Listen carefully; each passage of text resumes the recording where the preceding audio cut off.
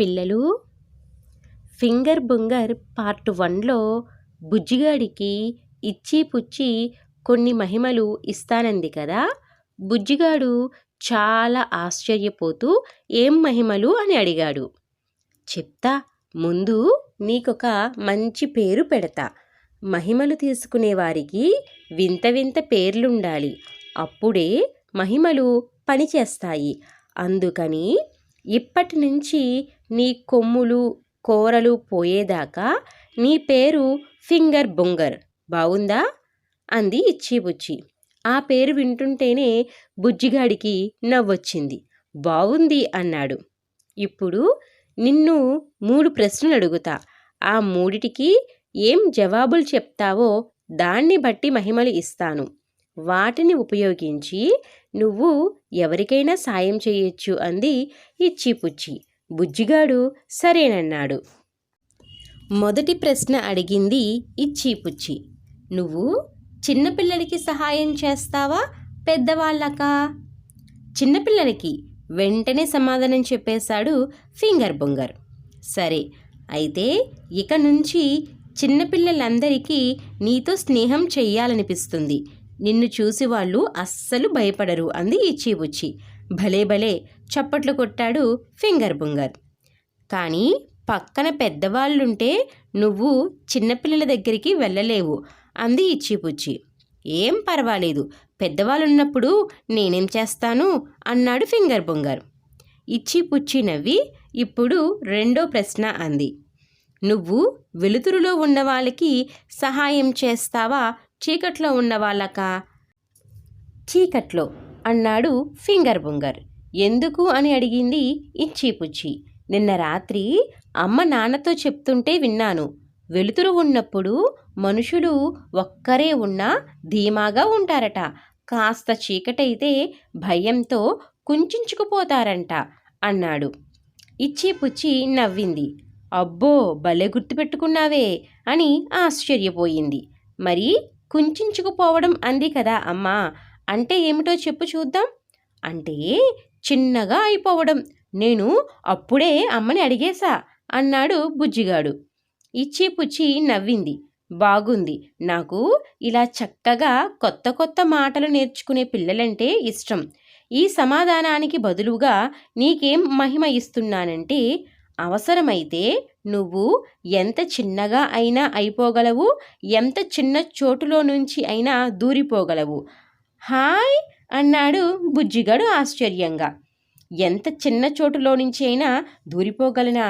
అవును, కానీ బాగా వెలుతురు ఉన్నప్పుడు అలా చెయ్యలేవు.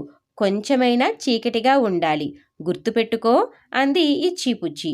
బుజ్జిగాడికి ఇది చాలా నచ్చింది. అప్పుడు చివరి ప్రశ్న అడిగింది ఇచ్చిపుచ్చి. నువ్వు నవ్వుతున్న వాళ్ళకి సహాయం చేస్తావా, ఏడుస్తున్న వాళ్ళకి సహాయం చేస్తావా? ఆ ప్రశ్న వింటేనే నవ్వొచ్చింది ఫింగర్ బుంగర్కి. నవ్వుతున్న వాళ్ళకి సాయం ఎందుకు? నవ్వుతున్నారంటే వాళ్ళు చాలా బాగున్నారని అర్థం కదా. కష్టం వచ్చిన వాళ్ళు ఏడుస్తూ ఉంటారు, కాబట్టి వాళ్ళకి సహాయం చేస్తాను అన్నాడు. ఇచ్చిపుచ్చి మళ్ళీ నవ్వింది. అవునా, కష్టం వస్తే ఏడుస్తారా, నీకు తెలుసా అని అడిగింది. తెలుసు, మా బామ్మ చెప్పింది ఒకసారి. కష్టాలు వచ్చిన వాళ్ళు పెద్ద బరువు మోస్తున్నట్లుగా దిగులుగా ఉంటారట. సరే, నువ్వు ఏడ్చే వాళ్ళకి సాయం చేయడానికి వెళ్ళినప్పుడు ఎంత బరువైనా మోయగల బలం వస్తుంది నీకు. కానీ నవ్వుతూ ఉన్న వాళ్ళకి మాత్రం సాయం చెయ్యలేవు అంది ఇచ్చిపుచ్చి.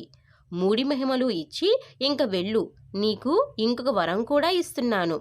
ఎవరికైనా కష్టం వచ్చినప్పుడు నీకు వెంటనే తెలిసిపోతుంది. నీకు తెలియకుండానే అక్కడికి వెళ్ళిపోతావు. సాయం చేశాక మళ్ళీ గాలిలో ఎగురుకుంటూ ఇంటికి వచ్చేస్తావు.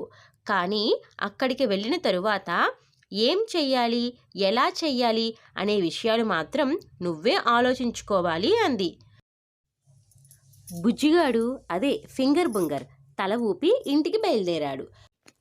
ఒకరోజు ఫింగర్ బుంగర్ తన ప్రమేయం లేకుండానే ఒక ఇంటి దగ్గరికి వస్తాడు. అప్పుడు రాత్రి 7 గంటలవుతుంది. బయటంతా చీకటిగా ఉంటుంది. ఆ చీకట్లో కిటికీ దగ్గర నిలుచుని ఉంటాడు ఫింగర్ బుంగర్. ఇంటి లోపల ఎవరో ఒక అమ్మ ఒక చిన్న పాపాయిని చదివిస్తోంది. ఆ పాపాయి చాలా ముద్దుగా ఉంది. చిట్టి చేతులతో ఏబీసీడీలు రాయమంటోంది వాళ్ళ అమ్మ ఆ పాపాయిని. పాపం ఆ పాపాయికి చేత కావడం లేదు. అయినా కష్టపడి క్యాపిటల్ లెటర్స్ అన్నీ రాసింది. ఇప్పుడు స్మాల్ లెటర్స్ రాయి అంది అమ్మ. నాకు చెయ్యి నొప్పి పుడుతోంది అంది పాపాయి ఏడుపు మొహం పెట్టి. ఏం పుట్టదు, ఈ వరకు రాస్తే చాలు, 5 అక్షరాలు అంతే కదా, నేను పాలు తెచ్చే లోపల రాసేయచ్చు, రాయి అని చెప్పి వాళ్ళ అమ్మ వంటగదిలోకి వెళ్ళింది.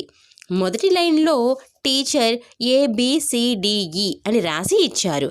అది చూసి ఆ పేజీ మొత్తం రాయాలి.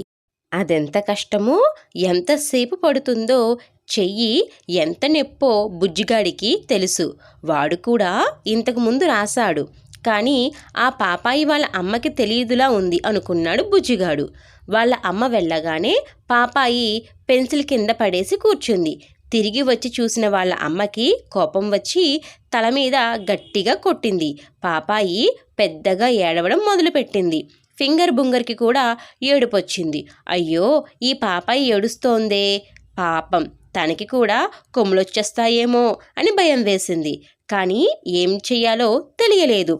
అలా ఏడుస్తూనే ABCD రాసింది. తరువాత నాకు ఈ రాయడం రాదు అంది. ఎందుకు రాదు, చూసి రాయడమే కదా, రాయి అంది వాళ్ళమ్మ కోపంగా. నిజంగా రాదమ్మా అంది పాపాయి ఏడుస్తూ. వాళ్ళ అమ్మ పాపాయి చెయ్యి తన చేతితో పట్టుకుని 2 సార్లు రాయించింది.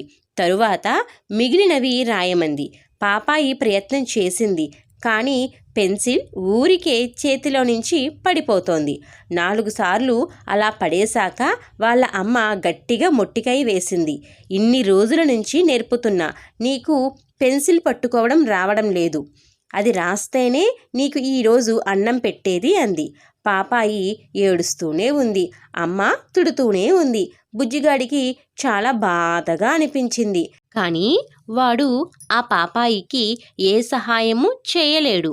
ఆ పాపాయి ఏడుస్తోంది, కానీ చక్కగా మంచి వెలుగులో ట్యూబ్ లైట్ కింద కూర్చుని ఉంది. పైగా వాళ్ళ అమ్మ పాపాయి పక్కనే ఉంది. అయ్యో, తను ఎంత పిచ్చివాడు. పెద్దవాళ్ళు పక్కన ఉన్నప్పుడు పిల్లలకి కష్టాలు రావనుకున్నాడు. కానీ ఇప్పుడు అమ్మ పక్కనే ఉన్నప్పుడే ఆ పాపాయికి కష్టం వచ్చిందే. ఇప్పుడు ఏం చెయ్యాలి? ఎవరైనా మనల్ని ఏడిపిస్తే అమ్మతో చెప్తాం, అమ్మే మనల్ని ఏడిపిస్తే ఇంకేం చేస్తాం?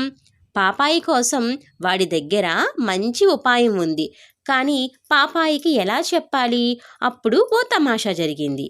పాపాయి వాళ్ళ అమ్మకి విసుగొచ్చి, రాస్తావా బయటికి పంపించేయనా అంది.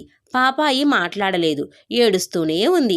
లాభం లేదు, నీకివాళ బుద్ధి చెప్పాల్సిందే అని వాళ్ళ అమ్మ పాపాయిని బయటికి పంపించేసి తలుపు వేసేసుకుంది. ఫింగర్ బుంగర్ ఒక్క గెంతులో పాపాయి దగ్గరికి వెళ్ళాడు. నీకు ఈ రాయడం రావడం లేదా అన్నాడు. పాపాయి ఏడుపు ఆపేసి ఆశ్చర్యంగా చూస్తుంటే దాని చిట్టి చెయ్యి తన చేతిలోకి తీసుకుని, నేను నేర్పిస్తా, దానికో కిటికీ ఉంది అన్నాడు. పిల్లలు, ఫింగర్ బుంగర్ పాపాయికి చెప్పే కిటుకు మనం పార్ట్ 3లో తెలుసుకుందాం.